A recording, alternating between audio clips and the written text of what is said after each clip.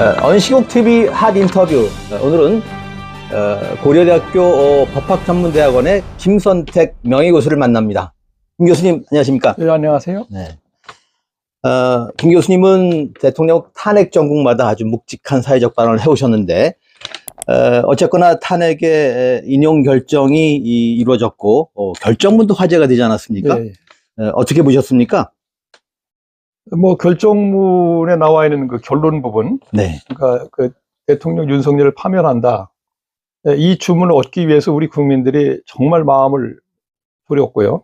장기간 아주 초조하게 기다려왔던 거고, 그래서 그 결론 때문에 국민들이 환호하게 된 거라고 저는 생각하고, 그다음에 그 선고 요지 부분은 아주 압축입니다. 아주 압축돼 있고, 그래서 그 원래 결정문이 114쪽에 달하는데 이건 17쪽.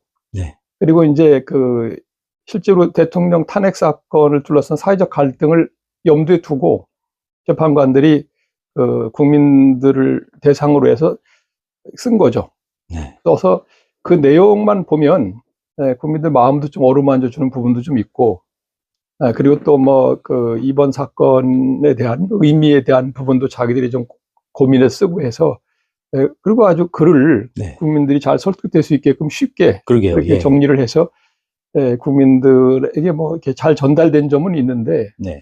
근데 전체적으로 보면 이번 사건 12.3 계엄 사태에 대해서 사실은 저 같은 입장에서는 그 의미를 좀 분명히 했어야 되는데 그 부분이 잘 합의가 안 됐다는 생각이 좀 듭니다.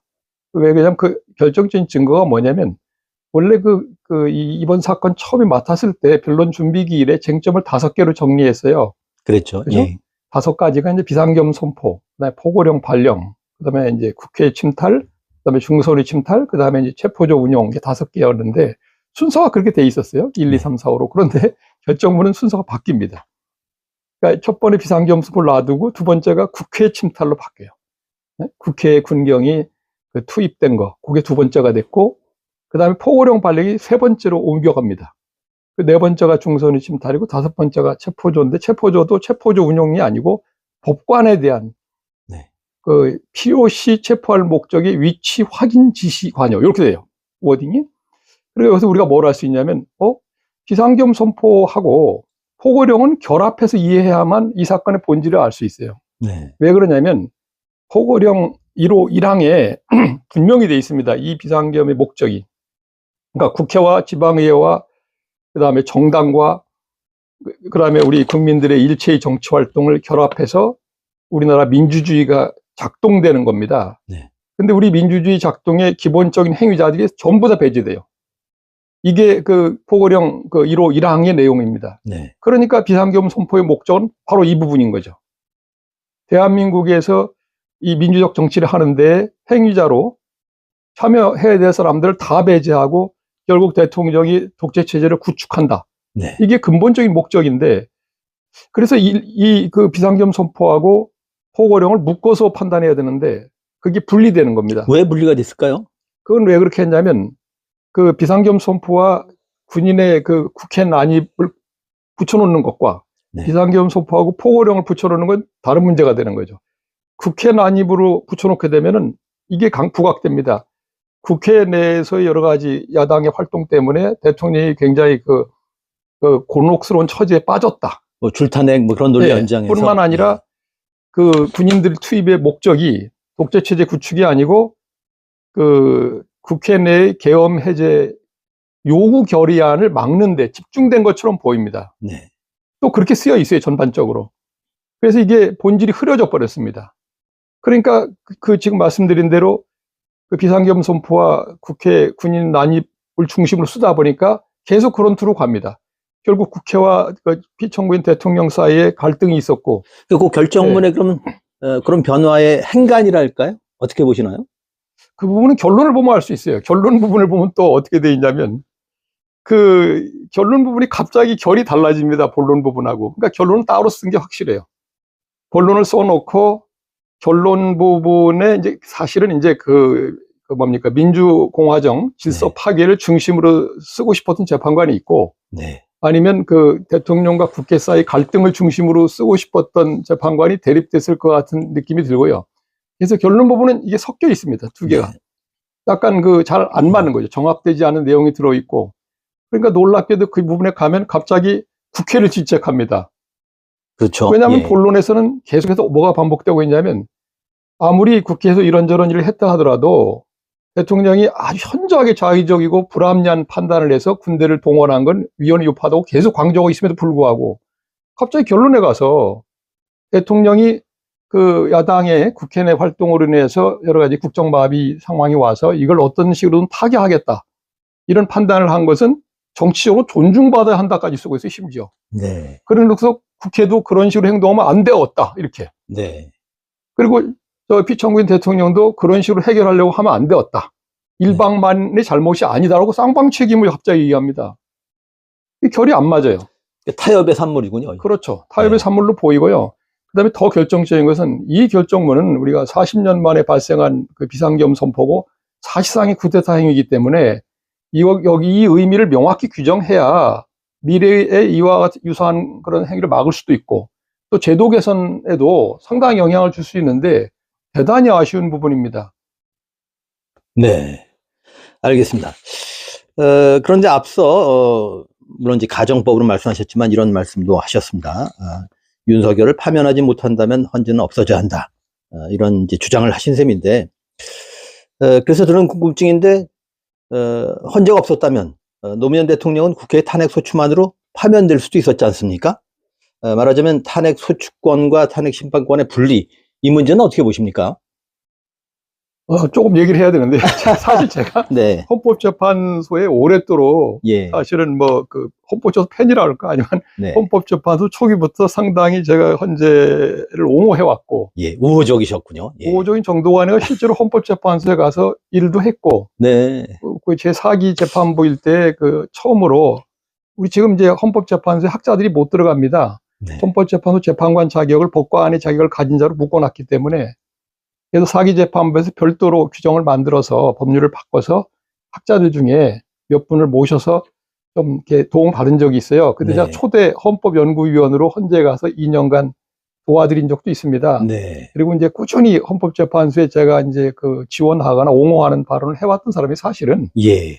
근데 이번에 왜 그럼 제가 그런 게 좀 약간 과격한 발언을 네. 했는가? 그건 여러분 다 아시겠지만 그 당시 상황이 지금 예. 헌법재판소가 윤 대통령 탄핵 결정 선고 기일을 네. 이유 없이 또는 어떠한 이유 공개 없이 계속 미뤄서 너무 지나치게 길어졌습니다. 네. 그래서 선고까지 38일이나 걸렸는데 우리가 그때 굉장히 초조하지 않았습니까? 그랬죠. 예. 도대체 이렇게 가다가 만약 결론이 국민이 전혀 원하지 않는 방향으로 나오면 어떡하나.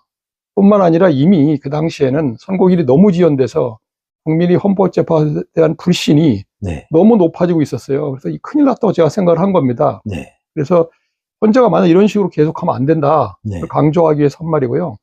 사실 그건 헌법재판소 정말 이번 사건에 기각 결정을 해서 윤 대통령을 복귀시켰다면 네. 그거는 헌법수호를 목적으로 만든 헌법재판소가 본래의 자기 존재의 의의를 자체를 부정하는 거예요. 그렇죠. 예. 사실은 그럼 있을 필요가 없는 거죠. 그렇다면 그 정도라면 왜냐하면 이건 일반의 소소한 헌법재판 사건이 아니고 네. 그죠? 헌법의 운명, 헌법재판의 운명, 국가의 운명과 직결된 사안이기 때문에 여기서만 헌법재판소 자기 기능을 하기를 거부한다면 네. 그런 말을 들어도 되는 거라고 저는 생각이 됩니다. 그리고 그러게요. 예. 지금 말씀하신 탄핵 소추권과 심판권의 분리 말씀하셨는데 그건 이제 국가마다 사정이 다 달라요. 네. 근데 미국 같은 경우에는 이제 탄핵 소추는 하원에서 하고 이제 상원에서 심판하지 않습니까? 그렇게 된 이유가 좀 있어요. 왜 그러냐면 이제 미국의 대법원, 연방대법원의 대법관을 다 대통령이 사실 임명하기 때문에 네. 그래서 거기서 하는 건 좀 곤란하다. 그래서 이제 소추는 하원에서 하고 이제 상원에서 심판하고 그다음에 대통령과 부통령이 탄핵 대상자가 되면 부통령은 상원의장 아닙니까? 네. 그러니까 부통령이 재판을 할 수 없는 거고, 그러니까 대통령, 부통령이 문제될 경우에는 연방 대법원장이 와서 심판장을 해요. 재판장을 네. 상원에 와서 그렇게 하고 있고요.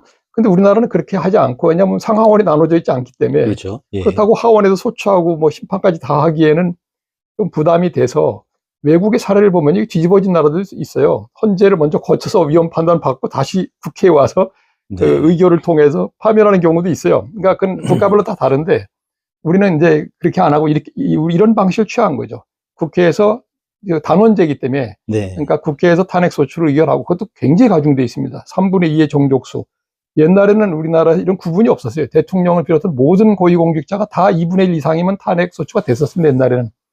이 3분의 1로 높인 거는 삼선기원 때예요. 예. 박정희 대통령이 69년도에 자기 3번 계속 재임은 3기에 하나한다 해가지고 고칠 때 약간 불안한지 갑자기 정족수를 가중시킨 겁니다. 3분의 2로. 네. 그 전까지는 또 소추 의결, 그거 의결 발의 그 정족수 낮았어요. 네. 30명이면 됐었고, 그때 그 의결 정족수 3분의 2로 할 때도 50명이면 됐습니다. 발의 정족수도. 그랬던 네. 게 이렇게 된 건데, 어쨌든 소추권과 심판권을 국회하고 헌법재판소를 분리시킨 거, 그건 우리가 택한 겁니다. 정책적으로. 그렇게 한 거고, 예. 노무현 대통령이 그때 뭐 국회에서만 했을 때 뭐 파면됐을 거다. 그거는 그렇게는 안 됐을 겁니다. 그렇게 네. 짰을 리도 없고요. 네. 네. 어쨌든 그 헌재에 대한 민주적 통제, 현재 이런 시스템으로 뭐 특별한 문제는 없다고 보시나요? 그래서 이번에 지금 이제 국민들이 그런 생각을 많이들 하셨을 건데, 과연 그 국민이 직접 선출한 민주적 정당성이 강력한 대통령을 9명의 재판관의 판단으로 과연 그 공직에서 물러나게 하는 게 옳으냐? 네. 좀 아니지 않는가? 그래서 원래는 이렇습니다. 국회에서 3분의 2나 되는 가중정족수에 의해서 소추가 의결되면 원칙적으로 파면돼야 되는 거죠. 원칙적으로. 네. 그러니까 헌법재판소는 그 국회의 의결을 존중해서 그 위헌 위법성이 있는지 여부만 판단해서 네. 그냥 하면 되는 거지. 거기서 국회 의사와 상관없이 탄핵 여부, 인용 여부를 다시 결정하는 식으로 가는 건 바람직하지 않아요. 왜냐하면 국회는 국민의 대표기관이고 네. 3분의 2나 되는 가중정족수이기 때문에. 그런데 이번에 우리가 느낀 거는 국회에서 탄핵을 많이 했는데 그야말로 대통령 탄핵 사건은 전부 기각했는데 네. 저는 약간 놀랐습니다. 왜 그러냐면 국민 대표기관인 의회에서 어떤 공직자가 위헌 위법적인 행위를 했다고 판단했으면 헌재는 사실은 이거를 심각하게 봐야 됩니다. 네. 과연 이 사람이 공직을 계속해도 되는지에 대해서 심사숙고해야 되는데 대부분의 경우에는 변론기를 하루밖에 안 잡고, 네. 그리고서는 이번에도 보니까 뭐 그 변론기를 하루밖에 진행 안 해놓고서는 충분한 자료가 없다, 증거가 없다, 뭐 이런 식으로 기각을 하고, 그리고 그 객관적인 증거와 자료 제출의 책임을 청구인 측 국회에 다 물려요. 그죠? 충분한 증거와 객관적 자료를 국회에 제출하지 않았기 때문에 증거 불충분으로 기각한다. 이거는 정말 무책임한 태도입니다. 그러니까 좀 곤란하다 생각. 그러니까 헌법재판소를 어떻게 할 것이라는 문제가 남아 있는데, 네. 가장 중요한 문제는 헌법재판소를 그냥 어떤 사람 말은 대법원으로 한 부로 옮겨버릴 거냐, 헌재를 없애고. 네.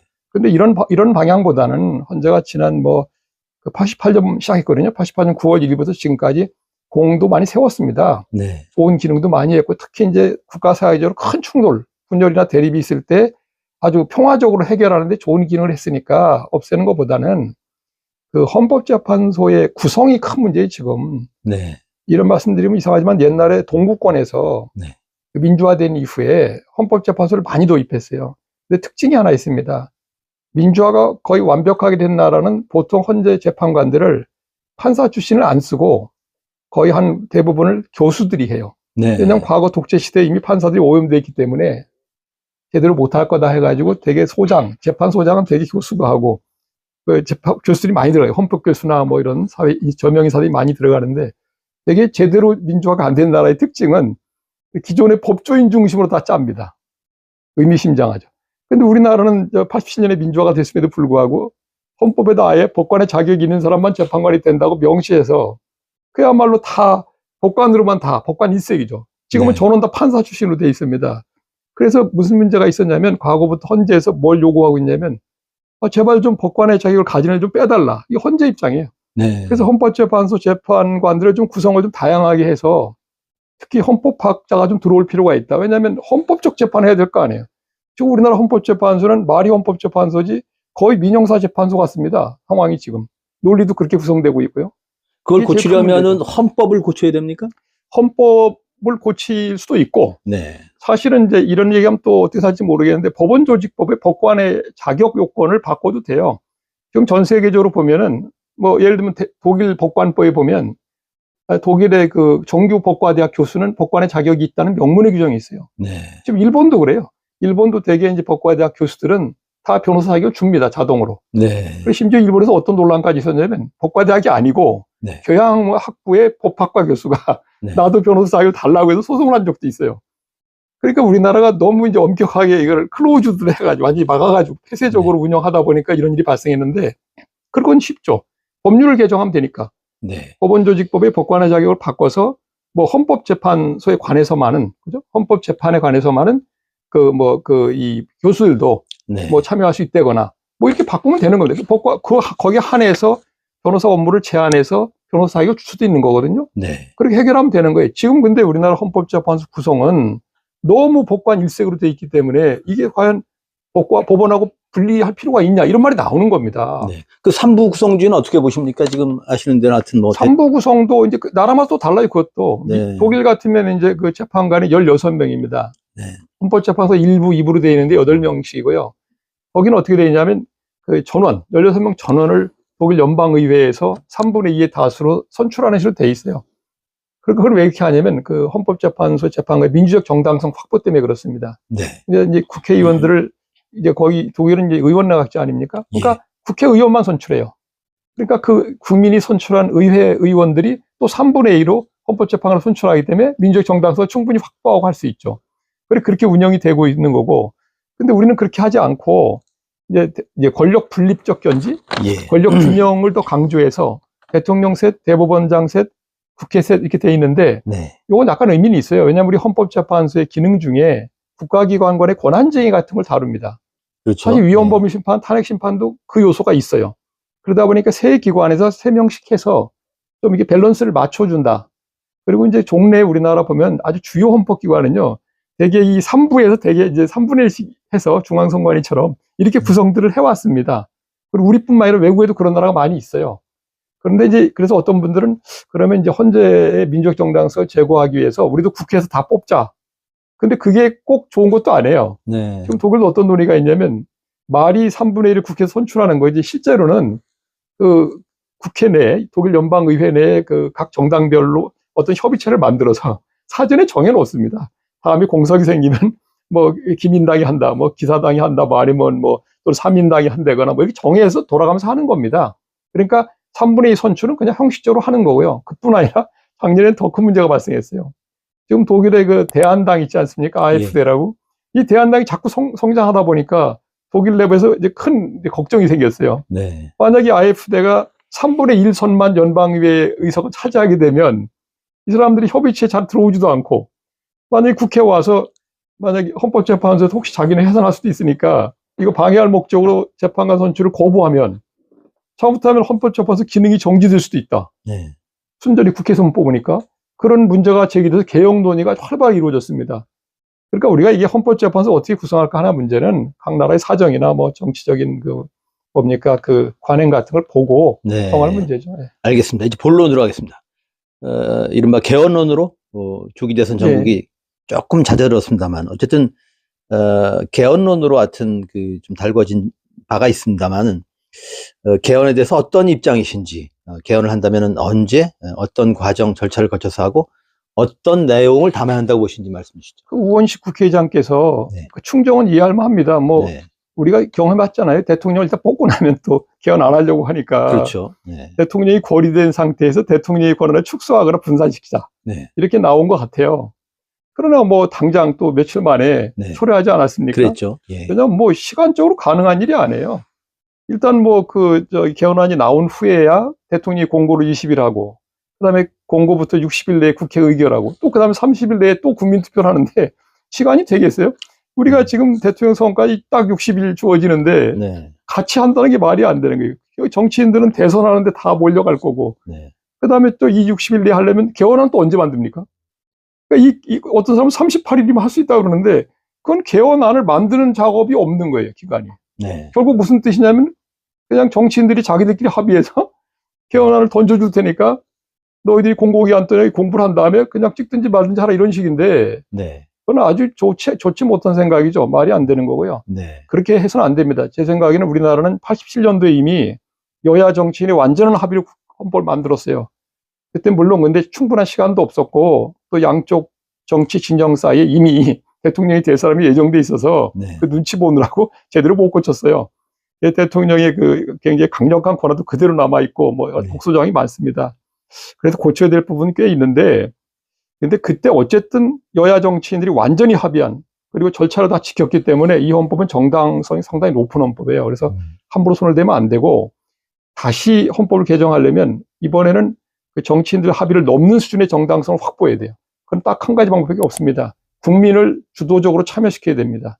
그러니까 그 개정안 자체 만들 때 어젠다 세팅부터 국민들이 참여해서 할 수 있게끔 플랫폼을 좀 만들어줘야 돼요.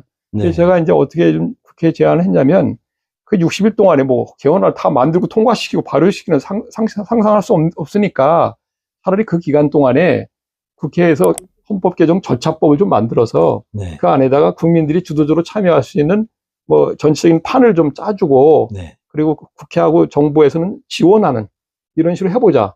실제 그렇게 된 나라들이 있어요. 지금 아이슬란드도 그런 실험을 했었고요. 그다음 칠레도 그렇게 했습니다. 멕시코 시티도 하고 몽골도 하고 사례가 여러 나라 많이 있으니까 우리 같이 IT 산업이 이렇게 발전돼 있고 이런 나라에서 못할 것도 없거든요. 그렇게 좀 했으면 좋겠어요. 그렇게 하고 그리고 구체적인 개헌의 내용 같은 거는 예. 국민한테 물어봐야죠. 아니 헌법 제정을 하는 것도 국민이고 개정하는 것도 국민이에요. 헌법 전문에 명확히 나와 있어요. 대한 국민이 헌법을 제정하고 개정한다. 명시되어 있습니다. 네. 그러니까 그럼 그 헌법 개정안의 내용은 누가 만들어야 됩니까? 국민에게 물어봐야죠. 그러니까 국회에는 입법권이 있지 헌법 제정 개정 권력은 국민에게 있는 거고 이 헌법 제정 개정 권력은 국민이 어느 기관에 위임할 수 없는 겁니다. 네. 국민만의 권력이에요. 그러니까 우리나라가 정상적으로 개헌을 하고 싶으면 어젠다 세팅부터 네. 국민이 어떤 내용을 바꾸고 싶어 하는지를 물어서 수렴해야 됩니다. 그 다음에 그 내용을 어떻게 바꾸고 싶어 하는지도 수렴해야 돼요. 그렇게 한 다음에 사실은 그 국회하고 대통령은 그냥 지원만 하면 돼요. 이 부분은 우리 유진호 박사님이 헌법을 만들지 않았습니까? 네. 그분이 48년에 헌법 초안을 만들었고 49년에 해설서를 내는데 거기에 비슷한 내용이 나와요. 헌법을 개정한다는 것은 국민들이 일반적으로 이건 좀 고쳐야겠다고 해서 의견이 충분히 성숙돼서 그냥 국회나 대통령은 그냥 형식적으로 받아서 이렇게 해주는 식으로 되는 것이 옳다고 쓰고 있어요. 1949년에 이미. 근데 지금까지 우리나라 정치인들은 어떻게 했습니까? 그냥 자기가 권력을 강화하는 수단, 뭐, 재임 기간을 늘리는 수단, 뭐. 그러니까 정치인들이 마치 헌법을 국민이 결단하는 문서가 아니고 자기네들 정치 게임의 규칙으로, 그것도 선수들이 규칙을 막 바꾸는 식으로 계속 해왔기 때문에 큰 오해가 있는 것 같아요. 그러니까 요거는 만약 개헌하고 싶으면 대선까지는 일단 그 인프라만 갖추고 네. 그 후에 대선이 끝난 후에 그 새 정부 하에서 국회랑 협력해서 국민을 지원해서 해나가는 게 좋다는 생각이 들고요. 놀라운 게 하나 있어요. 아니 할래도 못해요. 국민투표법에 보시면 옛날에 2014년에 헌법재판소에서 국민투표법의 어떤 조항을 헌법 불합치 결정을 했어요. 그게 뭐냐면요. 재외국민 선거권을 인정하면서 국민투표권도 재외국민에게 좀 줘야 된다. 근데 국민투표에 무슨 규정이 있냐면 국민투표인 명부를 만들 때 국민투표권자는 단지 국내에 주민등록이 돼 있거나 거소가 있는 사람만 된다고 돼 있어요. 충돌이 되는군요. 네. 그러니까 외국에 있는 240만 명의 우리 재외동포들은 국민투표권이 없어요. 네. 그러니까 이걸 헌법 불합치로 결정해버리고 2015년 말까지 개정 안 하면 실효된다고 해버렸어요. 그래서 개정을 안 했어요, 국회에서. 네. 그 조항이 없어요. 그러니까 지금 국민투표인 명부를 못 만듭니다, 선관위에서. 그럼 국민투표인 명부도 못 만드는데 국민투표를 어떻게 해요? 그뿐이 아니에요. 한두 가지가 아니에요. 지금 공직선거법하고 국민투표법이 충돌하는 게 많아요. 네. 근데 국민투표법 아직도 그 투표권 연령이 19세예요. 공직선거법 18세고. 심지어 국민투표법은 사전투표제도도 없어요. 이게 뭘 의미하냐면 지금 우원식 의장 그랬잖아요. 선거할 때 같이 하자고. 같이 어떻게 해요? 사전투표하러 가서 선거만 하고 국민투표는 어떻게 합니까? 나중에 본투표할 때 또 와야 되잖아요. 네. 그리고 18세는 어떻게 합니까? 선거를 할 수 있는데 그 투표를 못해 또. 이 말이 안 되기 때문에 아니 그러면 국민투표법부터 바꿔놓을 일이지. 지난번에 그 문재인 대통령 개헌할 때 똑같았어요. 그때도 이 조항이 없었던 겁니다. 국민투표도 할 수 없는 상황인데 개헌안을 내놓고 국회 가서 투표 불성립으로 네. 없어져 버려요. 그걸 2번이나 했어요. 개헌안을 그 다음에 또 국회의원들이 냈는데 그때도 국민투표를 개정 안 한 상태였습니다. 저는 이 말씀 왜 드리고 싶으냐면 왜 이렇게 무책임하냐 말이에요. 실제로 헌법을 개정할 진정성이 있냐고 묻고 싶은 겁니다. 이번에도 우원시장 나오더니 이번에 얘기했더라고. 진정성 있는 거예요. 그러니까 네. 대통령 없을 때 빨리 대통령 권력을 축소하고 싶으니까 개헌을 하자 그러면서 국민투표의 절차상 가장 중대한 문제다. 네. 이 진실을 얘기했죠. 저는 우리나라 정치인의 이런 무책임한 태도를 국민들이 좀 알아야 됩니다. 예, 알겠습니다. 그런데 여전히 하여튼 내용에 대해서는 언급을 거의 안 하신 것 같습니다만, 그렇다면 이렇게 한번 여쭤보겠습니다. 가정의 질문입니다만은, 만일 원포인트 개헌을 한다면 김 교수님은 뭘 도입해야 된다고 보십니까? 원포인트 개헌을 한다면은 국민이 헌법 개정안 발의를 할 수 있는 그 권리를 네. 헌법에 도입하는 걸 하면 된다고 생각해요. 국민 발언권 같은 거군요. 그렇습니다. 네. 헌법 개정안에 대한 국민 발언권을 도입해야 된다. 원포인트를 하려면. 네. 네. 알겠습니다. 지금 전국이 내란이 진압이 된 건지 지금 의심스러울 만큼, 하여튼 좀, 이런저런 문제가 있습니다만, 특히 그 한덕수 권한대행이, 아시는 대로 마은혁 헌법재판관 후보자를 이제 뒤늦게 임명을 했고, 2명의 후보자를 지명했습니다. 한덕수 대행에 대해서 이런 말씀하셨어요. 이미 엄청난 위헌 행위를 저질렀고, 당장 탄핵을 해도 이상하지 않다. 그렇게 말씀하신 바 있는데, 지금 이런 현상을 어떻게 진단하시고 평가하시겠습니까? 저는 납득이 잘 안 가는 게 한덕수 대통령 권한대행은 공직생활을 50년이나 한 분인데 네. 정통 관료입니다. 그렇죠. 예. 근데 아시다시피 행정관료는 법률을 집행하는 사람들이에요. 그 법치행정이라고 하지 않습니까? 네. 법률에 근거가 있는 행정만 하게 돼 있어요. 그럼 50년을 했다는 얘기인데 이분이 왜 자꾸 법률을 위반하는 걸 하느냐? 이게 정말 이해할 수 없는 겁니다. 그러니까 어떻게 보면 정치적으로 오염된 행정관료나 마찬가지인 거예요. 그래서 전번에 마은혁 재판관 같은 경우에는 이미 헌법재판소에서 마 재판관의 재판관 자격이 나거나 국회 의결 절차에 아무 문제가 없으니까 그 임명을 했어야 된다. 임명하지 않은 건 위헌 위법하다고 이미 결정을 했잖아요. 네. 그렇게 했으면 당연히 그 대통령 권한대행을 다시 맡게 됐을 때 당연히 임명했어야 되는 겁니다. 그 부분은 좀 이상하고요. 그 다음에 이번에 또 그 임명 안 하면서 여러 가지 변명을 들었는데 이번에 갑자기 대통령이 이제 파면되고 고리가 되니까 나와서 마은혁 재판관을 딱 임명을 해버렸어요. 그랬죠. 예. 그러니까 그건 환영할 만 하긴 한데 네. 시점이 좀 묘하고 네. 거기다 또 끼워 파는 것도 아닌데 갑자기 네. 대통령 몫의 헌법재판관 2명을 지명해서 지금 분란이 일어났습니다. 네. 근데 우리가 종래에 그 대통령 권한대행이라는 자리는요, 대통령이 사고일 때는 대통령이 언제 돌아올지 예측할 수가 없어요. 네. 기간 자체를. 그리고 고리의 경우는 명백합니다. 무조건 60일 이내예요. 네. 우리나라는 대통령직 승계제도 자체가 없어요. 네. 미국 같은 경우는 대통령, 부통령이 러닝메이트니까 대통령이 거래된 부통령이 승계하는 식으로 돼 있는데 우리나라 아예 승계제도 자체가 없는 나라입니다. 대통령이 비면 다시 선거하라 이렇게 돼 있어요. 네. 그러니까 선거를 하는 걸 민족정당에서 다시 창출해야 한다는 얘기입니다. 그렇죠. 즉 국무총리는 민족정당이 없다는 얘기예요. 네. 사실상 없습니다. 그러니까 대통령 권한대행이 대통령 몫의 네. 그 헌법기관 구성 네. 이 행위를 할 수는 없는 거예요. 예. 그리고 제가 그동안 학생들의 30년 가르치기도 하고 숱하게 많은 문헌을 봤지만 도대체 어느 누구도 대통령 권한대행이 그 대통령이 직접 실질적으로 심사해서 선발해서 임명할 그 몫의 헌법재판관 3명을 권한대행이 임명할 수 있다는 걸 본 적이 없어요. 네. 그게 가능한 얘기가 아닙니다. 그러니까 근데 왜 이걸 지명했는지 모르겠습니다. 갑작스럽게. 그러니까 그런 의심을 받잖아요. 네. 본인이 무슨 대통령 출마하기 위해서 대통령 그 역할을 막 하는 거 아니냐? 이런 아니, 의심도 받고 트럼프하고 있고. 통하면서도 고민 중이라고 얘기한 거 보면은. 그러니까 네. 의심이 들고. 네. 그러니까 이건 놀라운 일인데 아니 행정관료만 50년을 한 사람이 네. 지금 이렇게 국가적 위기 상황에 처해서 뭘 중간에 그만두고 나가서 대통령 출마를 한단 말이에요. 정치인도 아닌데. 네. 그러니까 이게 좀 이 행보 자체가 스텝이 막 꼬이고 네. 그 스텝 자체가 정당화될 명분이 거의 없어요. 그래서 저는 이분이 좀 판단을 제대로 못하고 있는 거 아닌가 이런 의심이 들고 너무 또 과욕입니다. 네. 너무 욕심이 많고 연세도 너무 많고 네. 그 정치적인 능력도 없어 보이는데 네.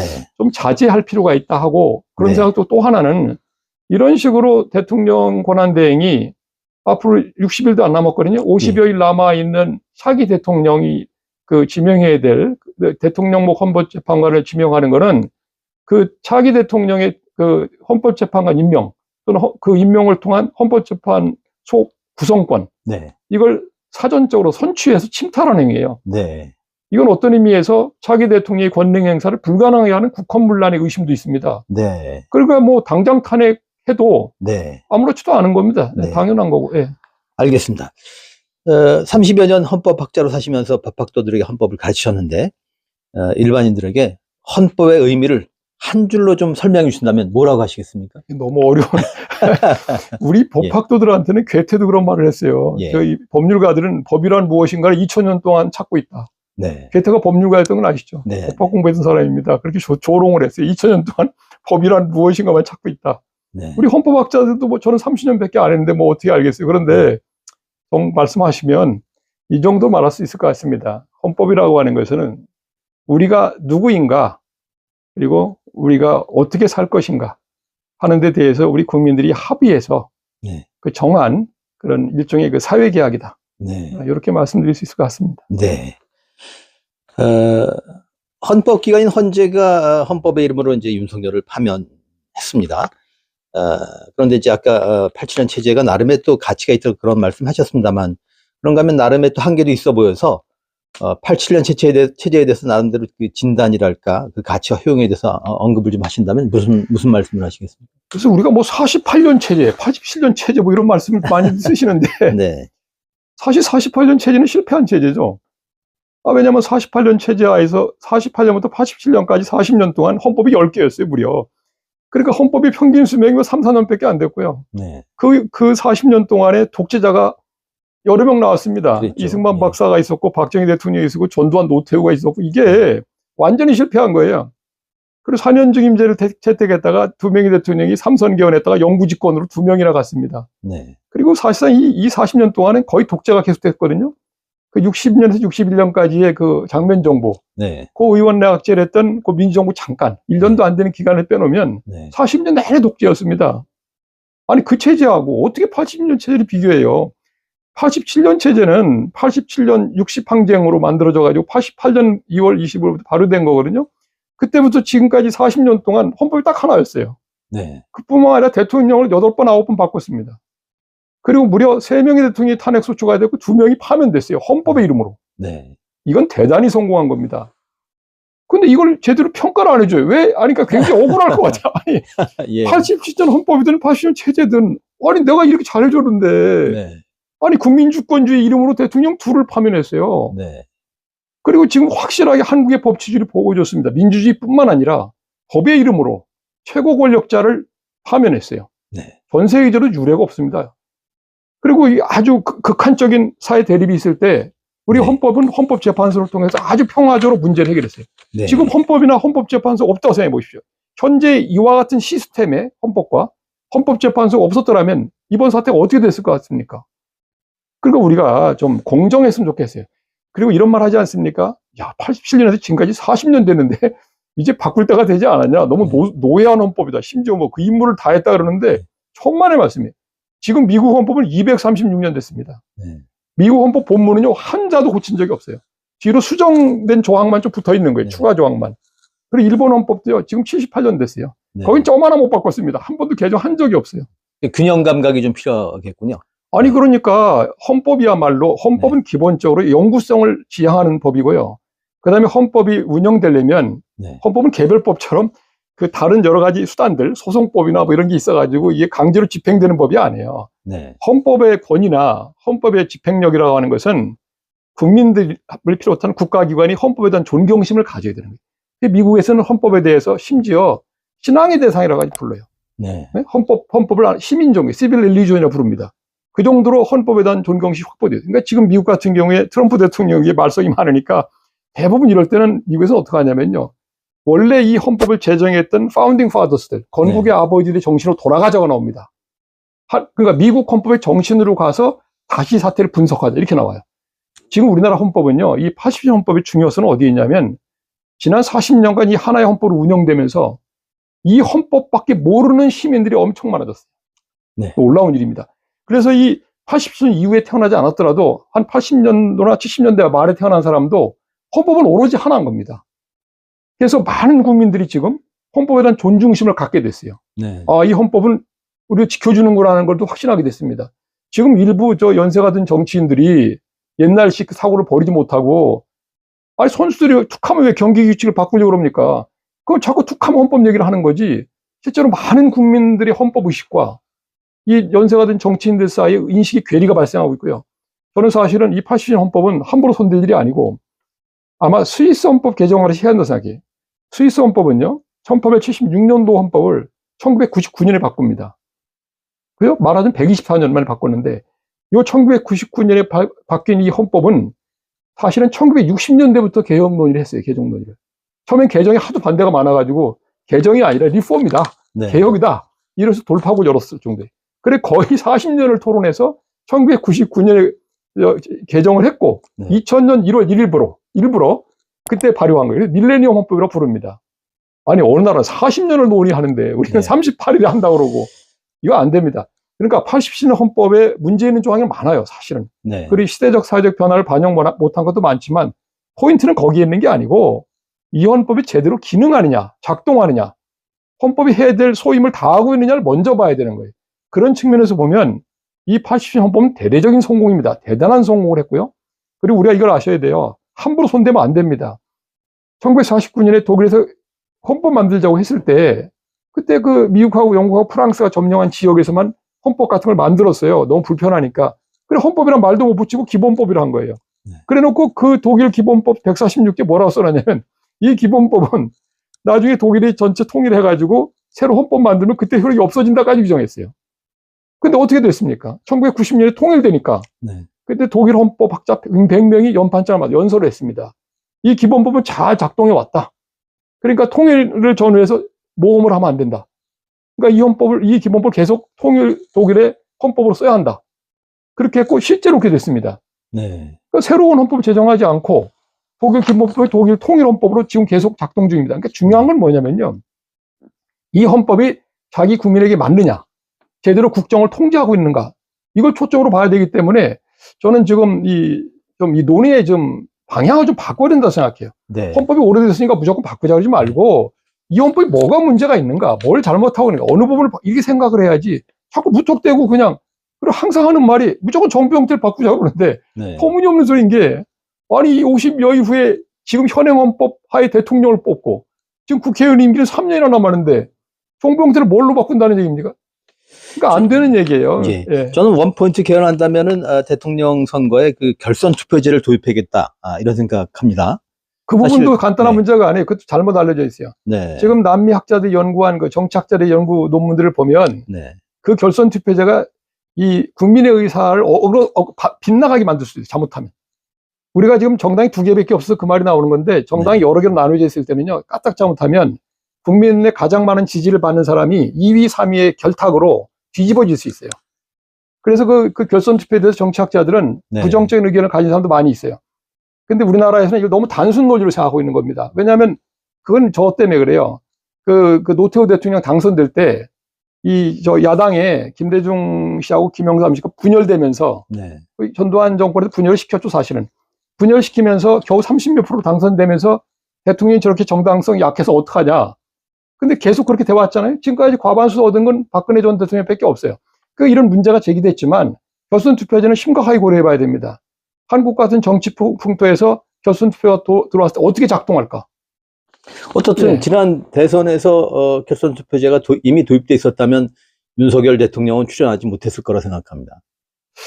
아니, 그러니까 그게 결선 투표가 있었을 때 없을 때는요, 예. 국민이 선택적인 반응을 보여요. 네. 결선 투표가 있으면요, 이게 자기가 이렇게 이제 만약에 양보를 하지 않습니까? 네. 도저히 당선될 확률이 없다 생각하면 한쪽으로 투표를 던져버려요. 결선 투표가 없을 때는. 결정이 돼버리기 때문에. 네. 근데 결선 투표가 있으면 이 사람들이 원하는 데 막 던집니다. 그래서 분산돼 버려요, 표가. 네. 그 상황에서 나중에 결선으로 가게 되면 2위, 1, 2위까지밖에 안 나오기 때문에 3, 4위가 어느 쪽에 붙느냐에 따라서 결판이 달라져 버려요. 큰일 납니다, 잘못하면. 그러니까 지금 대통령 결선 투표제를 단순 논리로 네. 그냥 결선 투표를 하게 되면 민주적 정당성도 강화되고, 그 다음에 이런 과거에 노태우 네. 정부처럼 이렇게 당선된 일은 없을 거라고 생각하는데, 네. 그렇지 않습니다. 실제 상황이 발생하면 네. 전혀 달라져. 네. 그러니까 투표권자, 투표하는 국민들 자체가 그분들도 머리가 있어요. 네. 그러니까 어차피 결선 투표에 있으니까 그냥 이건 던진다 이겁니다. 그래서 군소 후보에도 막 표가 가는 거예요. 그게 분산돼 버려요. 그러면서 결국 결선을 갈 수밖에 없게 돼, 상황이. 그리고 네. 결선을 갔을 때는 국민들이 가장 원하는, 원래는 결선 투표가 없었으면 찍었을 사람, 네. 그쪽이 아니고 자기는 다른 사람한테 표를 줘버렸잖아요. 그러니까 그 사람들끼리 연합을 하면서 원래 별선 투표가 없었으면 당연히 당선됐을 사람이 당선이 못 되는 경우가 발생합니다. 괜찮겠어요? 뭐 그런 측면도 있군요. 자, 이런 질문을 드려보겠습니다. 앞서 뭐 박근혜, 또 예. 윤석열 두 대통령의 그 탄핵 정국에서 김 교수님 두 번 모두 신속한 탄핵으로 식구를 안정시켜야 한다 이런 주장을 이제 하셨습니다. 그런데 요새 그런 생각을 해봅니다. 공화정 시대를 살면서 여전히 선출직 공직자인 대통령을 제왕처럼 여기는 사람들도 있고 또 파시즘에 대한 향수를 낀 사람들도 있어 보여서 이런 현실을 우리가 어떻게 극복해야 할까 이런 생각이 듭니다. 두 가지를 말씀드릴 수 있는데 첫 번째는 그 제왕적 대통령제라는 용어 자체가 아서 슐레징저가 70년대에 쓴 책에서 책의 제목이죠. 근데 그 책 제목은 정확히 임피어리얼 프레지던시입니다. 임피어리얼 프레지던셜리즘이 아니에요. 제왕적 대통령제가 아니라 제왕적 대통령직이죠. 더 정확히 말하면 제왕적으로 대통령직을 운용한 거죠. 사실 미국 헌법사를 보면요. 초창기에는 잘 아시잖아요. 옛날 그 대륙의회가 사실 행정부 기능을 했거든요. 네. 그때 그런데 불편했습니다. 이게 전쟁을 수행하면서 보니까 여러 가지 어려운 점이 많이 발생했어요. 행정 기능이 제대로 안 돌아가니까. 그래 강력한 행정부를 만들었지만 그럼에도 불구하고 원래 파운딩 파더스들은 의회 중심으로 국정을 운영하는 걸 구상했어요. 그러니까 조지 워싱턴 같은 이렇게 국민 통합의 상징이 될 만한 분, 점잖고 아주 의존을 좋아하는 이런 분을 이게 대통령으로 옹립한 거거든요. 네. 처음에 보면 대통령이 지금까지 권한 행사를 안 했어요, 거의. 그래서 자꾸 미국은 전쟁을 하다 보니까 점점 대통령 권한이 강화되어 온 겁니다, 계속해서. 그래서 이걸 임피어리얼 프레지던시라고 설명한 거예요. 근데 우리나라는 엉뚱하게 가져와가지고 대통령제 자체가 제왕화된다. 대통령제 자체가 제왕적이라고 오해했다고 보이고요. 그리고 실제로 이제 학자들이 연구한 걸 보면 전 세계 대통령제 헌법에 대통령 권한을 도표를 다 그려서 분석한 게 있어요. 보면 사실 우리나라 현행 80년 헌법상의 대통령 권한들이 그 다른 나라 대통령제 헌법을 채택한 나라들의 대통령 권한하고 비교해 보면 별로 강하지도 않아요. 실제로는. 네. 그리고 이번에 여러 번 우리가 보셨지만 대통령이 굉장히 곤혹스러워하지 않습니까? 헌법상의 여러 가지 권력 분립적인 기능을 하는 장치 때문에 한국의 대통령이 그렇게 임의대로 잘 못합니다. 사실은. 그리고 실수하면 자가 큰 잘못을 저지르면 파면까지 당하고 이러고 있지 않습니까? 일단 첫 번째 문제는 과연 80년 헌법이 대통령제 자체를 제왕화할 정도로 권한이 강력한가? 이 부분에 대해서는 아마 재검토를 일단 해야 된다는 거고. 이게 제도적으로는 그럴지 몰라도 현실에서는 두 번째, 네, 두 번째는 국민 의식인데 이거 예. 지금 어떻게 할 수가 없는데 그 의식이 두 가지가 문제예요. 여전히 샤머니즘적인 네. 그런 무속적 점술적인 그 의식이 강합니다, 국민들이. 네. 이거 좀 어떻게 될지 모르겠는데 이건 좀 사회 지도자나 종교 지도자들이 제발 좀 이성에 입각해서 합리적인 좀 이런 얘기를 많이 했으면 좋겠고, 두 번째 정치인들이나 행정 관료들이나 이 국정을 운영할 때 좀 이게 좀 수평화돼서 의사소통을 너무 수직적으로만 가져가지 말고, 그건 큰 문제가 있습니다. 지금 보면 대통령 한 사람에게 모든 권력이 집중돼 있다시피 하니까. 근데 대통령뿐이 아니에요. 우리나라의 모든 조직 제도에 가보면 장이 다 권한을 갖고 있고 다 수직적으로 의사소통을 합니다. 그러다 보니까 실제로 보면요, 우리나라 헌법상의 대통령에게는 많은 대통령 권한 행사를 견제하는 수단들이 있어요. 예를 들면 이번에 비상계엄 선포만 해도 원래는 합참의 계엄 그 파티에서 다 사전 준비를 해서 합참의장을 거쳐서 국방부장을 거쳐서 국무총리를 거쳐서 대통령 테이블에 왔어야 되는 거예요. 그걸 고쳤지 않습니까? 싹 무시해버렸어요. 네. 아니 계엄 그 합참부서는 아예 관여도 못하게 해놨을 뿐만 아니라 그 건의계통도 다 무시했고요.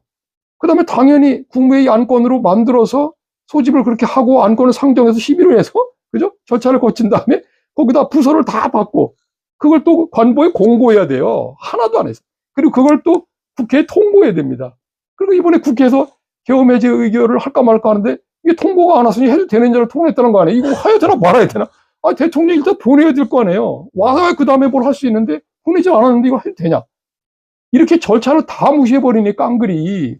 이게 문제인 겁니다. 실제로 한국에서 그 의식의 문제예요. 그러니까 실제로 그 모든 공직자는 헌법과 법률에 정한 권한 외에 아무 권한도 없는 겁니다. 그 권한이라고 하는 건 다 형식이나 절차나 방식이 다 정해져 있기 때문에 이거 조금만 벗어나도 그건 공식의 공권력이 아니고 그냥 폭력인 거거든요. 그래, 이런 의식이 너무 안 돼 있어요. 그래서 지금 말씀드리자면 국민 의식도 좀 약간 낙화돼 있지만 더 중요한 건 국민보다는 그래도 이 행정이고 정치가 뭔지를 알지 않습니까? 지도자들이. 근데 이 사람들이 법을 아주 아예 안 지키니까 이거부터 뜯어 고쳐야 되고, 그 다음에 이걸 고치게 할 수 있는 방법은요, 사법기관이 엄정한 심판해야 됩니다. 그러니까 이번 같은 경우도 비상계엄 선포 과정에서 적정한 그 자기 역할을 못한 사람들은 아주 엄단해야 되는데, 그러니까 수사기관도 철저히 수사하고, 헌법재판소도 만약에 이렇게 대통령이 위헌의혹 행위를 방치하다시피 한 그런 국무위원회 있으면 탄핵 파면 해야 되는 거예요. 네. 그런데 뭐 툭하면 위헌 위법하지만 중대하지 않다. 이것도 넌센스입니다. 사실 중대하다 안 하다 하는 판단 요건은 헌법에 없어요. 아예 규정이. 그 옛날 자의적일 수 있겠군요. 그럼요. 노무현 대통령 탄핵할 때 네. 대통령은 방금 뽑혔고 국회는 거의 끝나가는 무렵인데 갑자기 국회가 소출하니까 헌재에서 곤란하잖아요. 네. 그뿐만 아니라 중간에 또 선거를 해보니까 갑자기 과반수를 얻었습니다. 노무현 네. 대통령 그 정당에서. 그랬죠. 근데 네. 이 상황에서 헌법재판소가 어떻게 파면해? 그러니까 할 수 없이 이건 위헌 위법한 짓은 했지만 네. 선거 중립을 위반했지만 파면할 정도로 중대하지 않다는 식으로 만든 것뿐이에요. 네. 그리고 그거는 국민이 직접 선출한 정당성이 강한 대통령에 한해서 중대성 요건을 따져볼 만한 것이지. 네. 아니 왜 대통령이 아닌 임명직 공무원에 대해서도 하나같이 중대한지 않은지 자꾸 따지고 있습니까? 그 이해가 안 가는 게 아니 그 동사무 좀 미안한 얘기인데 그분들한테 아니 동사무소의 구급 공무원도 위헌 위법 행위를 해보세요. 그냥 놔둘 수 있나? 그 사람이 나중에 뭐 직권남용이나 뭐 직무유기 같은 형사범죄는 별도로 하더라도 그 사람은 어떻게 그 자리에 계속 앉혀놓을 수 있습니까? 공무원으로 법률을 위반하는데. 국민이 한번 법률 한번 위반해 보세요. 우리 기자님이 법률 한번 위반해 보세요. 어떻게 되나. 네. 즉각 처벌받지. 그러니까 이해할 수 없는 겁니다. 이거야말로. 그래서 저는 수사기관이 철저히 수사하고 헌법재판소도 엄정하게 다뤄야 네. 국가 기강이 잡히는 거죠. 지금 보면 실제로 누가 법을 위반하고 있습니까? 일반 보통의 국민들은요, 법을 위반하면 바로바로 들어옵니다. 네. 행정적인 뭐 과태료든 뭐 행정벌이든 아니면 뭐 여러 가지 형사처벌이 금방 받아요. 근데 오히려 권력을 가진 사람들이 마치 무슨 치해복권지대에 있는 것처럼 이렇게 법을 임의로 수시로 위반하기 때문에 우리 법치주의가 제대로 정립이 안 되는 거예요. 그러게요. 네, 그렇게 저는 생각합니다. 네. 관료의 책임성도 문제지만은 이젠 여당의 지위를 잃은 국민의힘이 내란의 강을 여태 못 건너고 있는 것 같습니다. 어쩌면 득보다 실이 더 클지도 모르지만은 헌재가 해산 결정을 할 수도 있는 뭐 위헌 정당이라는 해석도 가능할 것 같은데, 이미 우리나라는 이미 12년 전에 뭐 헌재 결정으로 통합진보당을 해산한 일도 있지 않습니까? 그래서 이런 질문을 드려봅니다. 삼권 분립의 정신과 헌재 기능 위상, 이거 어떻게 조화시켜야 합니까? 근데 뭐 원래 사법기관이라는 거는요, 네. 수동적 소극적 기관이에요. 어차피 소가 제기돼야 움직이는 거고요. 그러니까 사법부가 미국의 유명한 학자 비켈이 뭐라고 했냐면 그 리스트 데인저러스 브랜치라고 했어요. 가장 덜 위험한 그 브랜치, 그 기관이 사법기관이다. 그럴 수밖에 없어요. 아니 사법기관이라게 인원이 많이 됩니까? 헌재야말로 그냥 딱 하나잖아요. 딱 하나에다 직원도 뭐 한 200명도 안 될 겁니다. 아주 네. 작은 기관이에요. 그런 데서 이제 이 판결만 하는 거 아닙니까? 판결만 사법관은. 그러니까 이 헌법재판소 자체가 위험하다고 볼 수는 없어요. 사법권 자체가 위험한 기관은 아닙니다. 물론 뭐 오판을 하거나 뭐 잘못된 판단으로 이제 국가를 흔들 수도 있지만 그런 가능성이 제일 약한 거죠. 삼권 중에 삼권 중에 어디도 아니고 사실 헌법재판소가 뭐 사권이냐 사부냐 뭐 이런 논란도 있어요. 이게 입법, 행정, 사법에 다 안 속하는 거 아니냐 그러는데 실제로는 사법에 속합니다. 기본적으로는. 근데 사법기관의 가장 덜 위험한 부서이기도 하고 그래서 이제 저는 이렇게 생각해요. 그 헌법재판소의 경우에 이 국가가 아주 그 갈등이 심할 때 그때 불려 나오잖아요. 그래서 이걸 우리가 이제 정치가 사법화됐다. 네. 그런데 사실은 정치의 사법화보다 더 큰 일을 사법이 정치한 거예요. 그러니까 정치적으로 갈등이 심해서 국회가 해결을 못하는 거 또는 행정부도 해결을 못할 때 비로소 헌법재판소가 이제 거기에 불려 나오는 거예요. 그래서 우리나라도 보면요. 그동안도 보면 국회에서 도저히 법률로 해결할 수 없는, 그러니까 왜냐하면 투표권자인 국민 눈치 보느라고 못하는 거를 헌재가 대신 해준 겁니다. 어떻게 보면. 네. 그런 기능을 하고 있기 때문에 사실 저는 그건 큰 문제가 없다고 생각이 되고요. 그리고 뭐 헌법재판소 아까 말씀드린 것처럼 재판부 구성의 방식을 좀 바꿔서 국민 의사를 충분히 반영할 수 있는 그런 사람들이 좀 들어가게 그렇게 하고 뭐 필요하다면 일본의 최고재판소는 지금 어떻게 하고 있냐면요. 거기는 사법기관 아닙니까? 그냥 헌법재판소 별도로 없는데도 최고재판소 재판관을 선거 때 국민소환제도에 붙입니다. 이게 소환될 수도 있어요. 재판관이. 네. 그것처럼 우리도 필요하다면 헌법재판소 재판관을 뭐 선거 때 국민소환으로 한번 국민심판을 받게도 할 수 있는 거 아닙니까? 그리고 외국에 또 여러 가지 제도가 있는데 이런 것도 있어요. 헌법재판소가 그 국회가 제정한 법률을 바로 위원회에서 무효로 못 만들고 네. 위원만 확인해 주게 하는 경우가 있어요. 거기 캐나다나 뭐 이런 영미권 국가에서 그렇게 하는데 거기는 의회 주권주의가 아닙니까?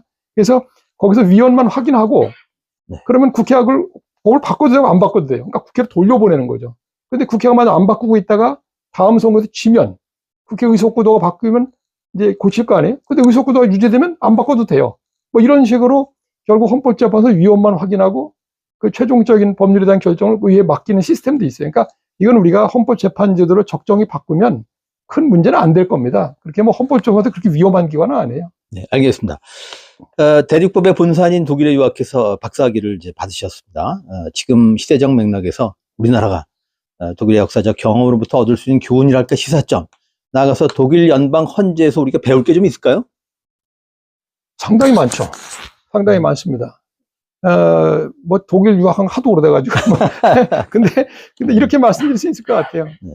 독일이 지금 그 의원내각제를 가지고 잘 운영하고 있어요. 세계적으로 모범 국가고요. 지금 뭐 유럽 전체가 극우주의자들에 의해서 지금 흔들리고 있는데 독일은 흔들리지 않을 거다라고 사람들이 상당히 신뢰를 해왔습니다. 그만큼 펀더멘탈이 굉장히 강한 국가입니다.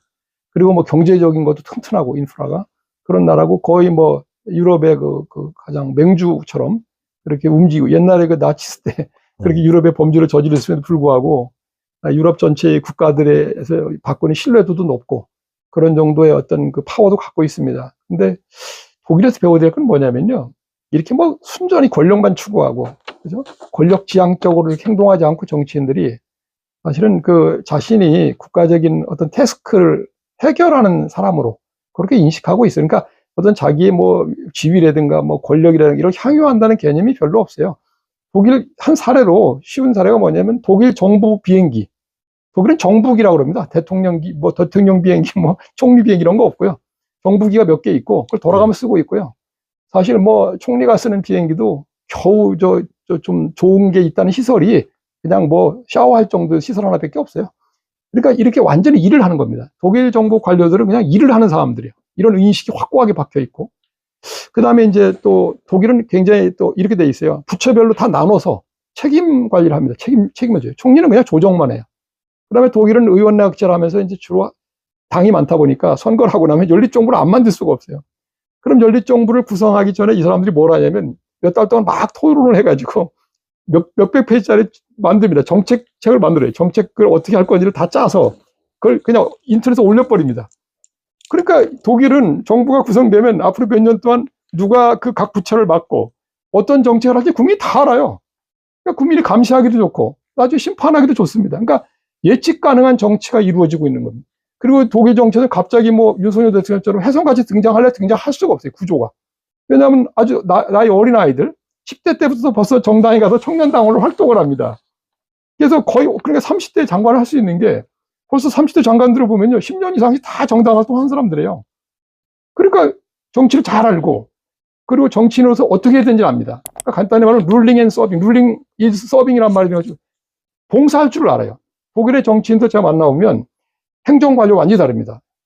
행정관료는 우리랑 좀 비슷한데 정치인들은 그러니까 공복 마인드가 뛰어난 거예요. 마인드가 있어요. 공복 마인드가 딱 있고 좀 이 사고를 종합적으로 합니다. 그리고 국민에 대한 서비스 정신이 있어요.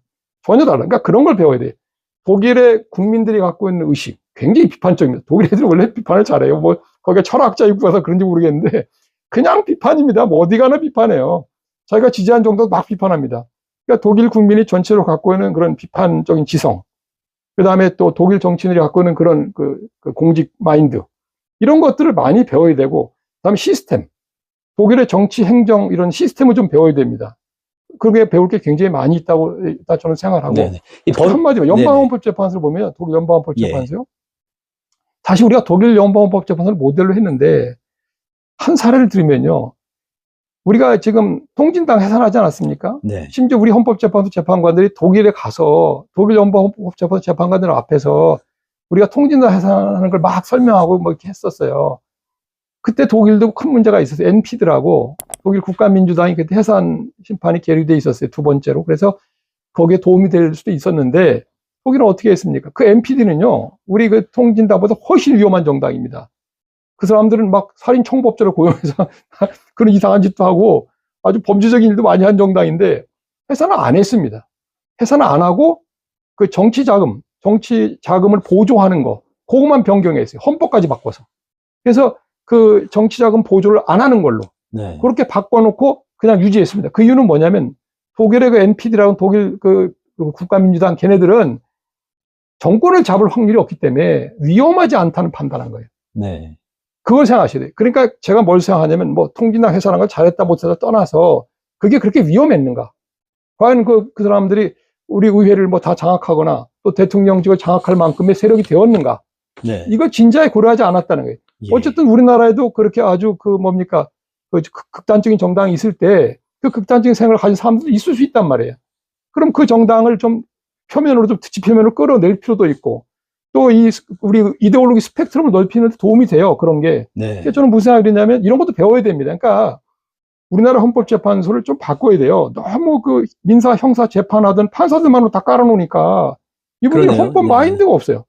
그러니까 재판할 때 보면 이 재판 결정문을 보면 아 이게 뭐 형사재판소 판결문이나 헌법재판소 판결문이 별로 차이가 없어요.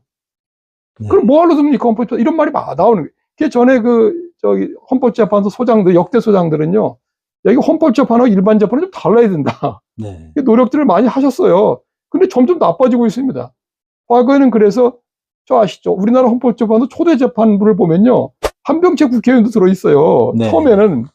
그래서 그런 분들 조승용 재판관도 들어가 있고 국회 정치인들도 그런 분들이 들어가서 좀 이게 거창한 결정문을 좀 썼습니다. 이게 네. 스케일이 크게. 네. 근데 뒤로 가면 갈수록 이게 일반 법원하고 차이가 없어요. 구별이 안 됩니다.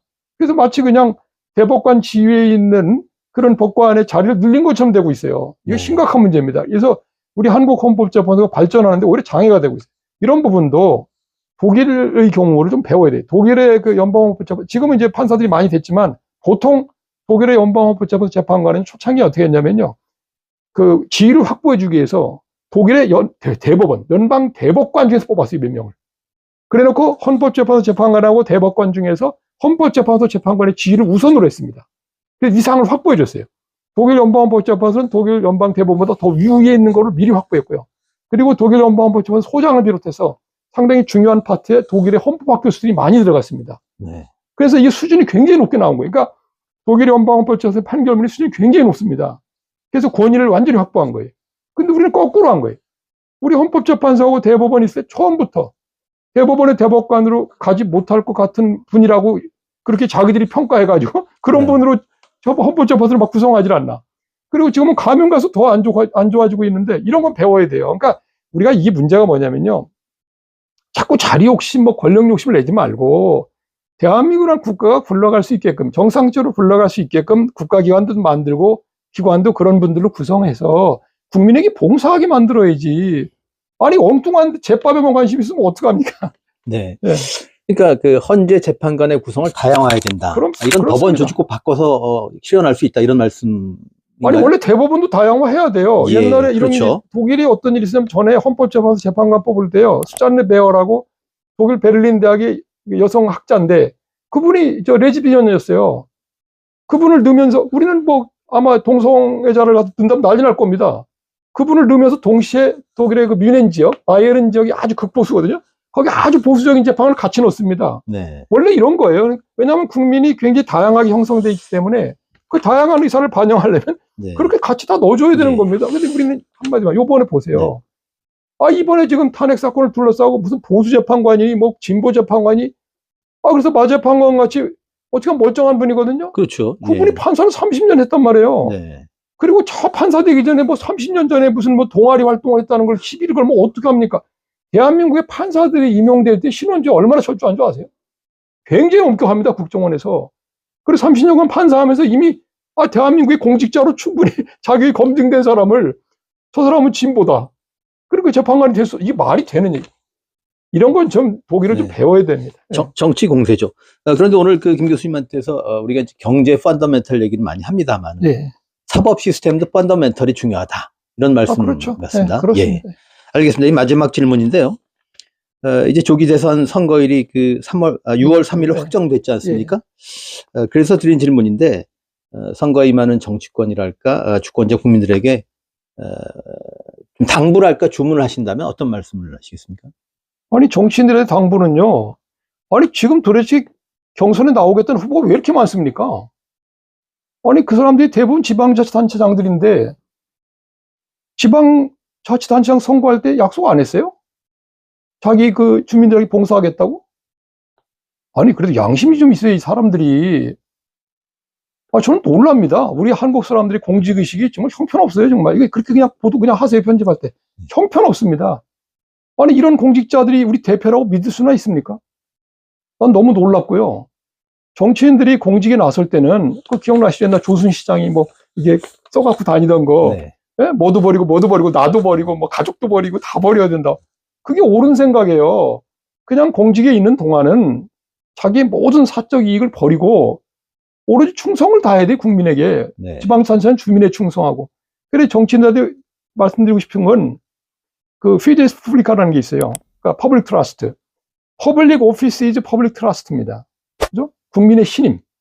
그러니까, 특히 공직을 맡겠다고 하는 정치인들은 오로지 국민의 신임을 배반하지 않기 위해서 국민과 한 약속을 철저히 지켜야 되고. 이번에 헌재 결정문에도 그 용어가 등장하지 않습니까? 항상 나오죠. 네. 그러니까, 그게 그거예요. 공직은 곧 국민의 신임이고, 네. 그 신임에 입각해서 반드시 행동해야 됩니다. 그건 개인적인 부분에도 마찬가지예요. 순수하게 공적 행동뿐만 아니라 사적인 부분에서조차도 국민의 신임을 배신하지 않게끔 철저하게 자기 관리를 하면서 자신을 버릴 수 있는 사람만 나와야지. 지금 가만히 보면 순 욕심이란 말이에요. 네. 나도 한번 뛰어볼까.